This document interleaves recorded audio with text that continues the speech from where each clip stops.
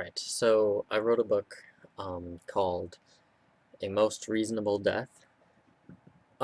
If you're interested in reading my book, it is located at www.reasonabledeath.wordpress.com at the time of making this video. Um, there will be a link in the description.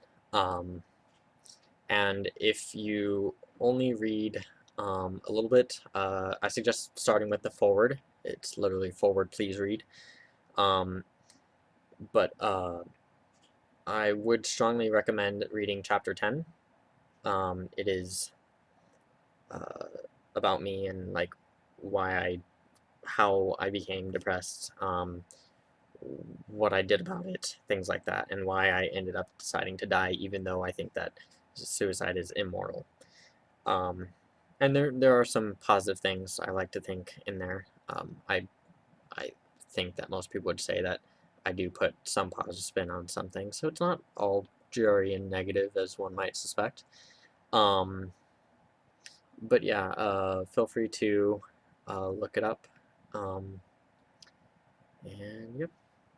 And the purpose of the book was not to be right, was not to show the world the truth. Like I did write my ideas, and I do think they're correct. Well, I think they're the best that I can currently believe in, or the best ideas that I've come up with, the best ideas that I've heard, based on what I've heard.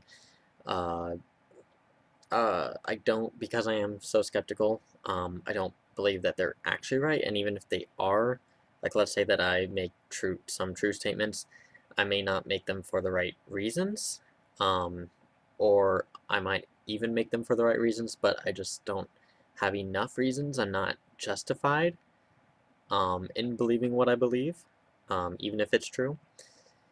Uh, so the actual point of the book, aside from being a philosophy book and to present my ideas as a philosopher, I'm barely an amateur, if that.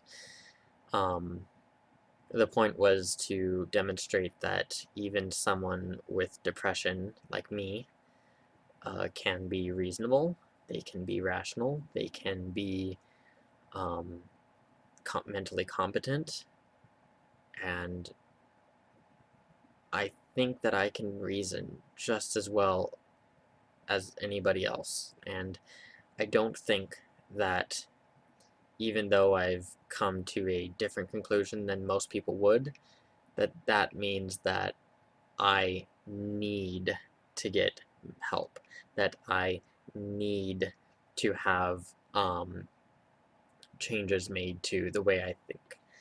Um, it's weird, like, uh, do I really need psychiatric help? Like, people say that just because I'm depressed, that means I have a chemical imbalance in my brain.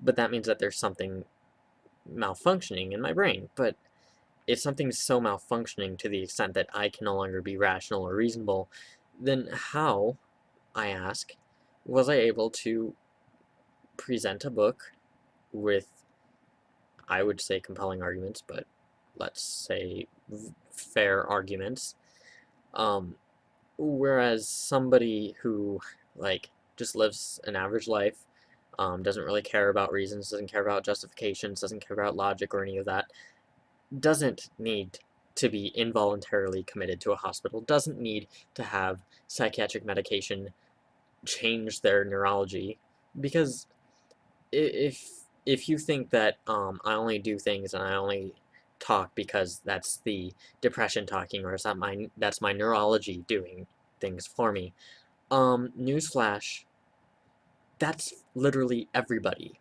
We all act and talk and behave based on our neurologies. Even if my theory of mind is wrong, I think that there's enough evidence provided to demonstrate that we as humans behave because of our bodies, because of our brains.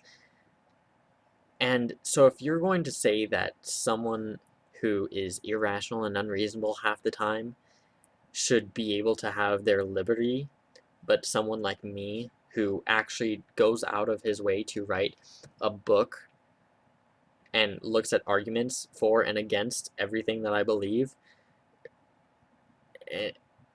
and still and has doubts about myself, but still, like, I'm the one who needs medication. I'm the one whose neurology is bad. Uh, if that's the way it's gonna be, then I don't want to live in this society.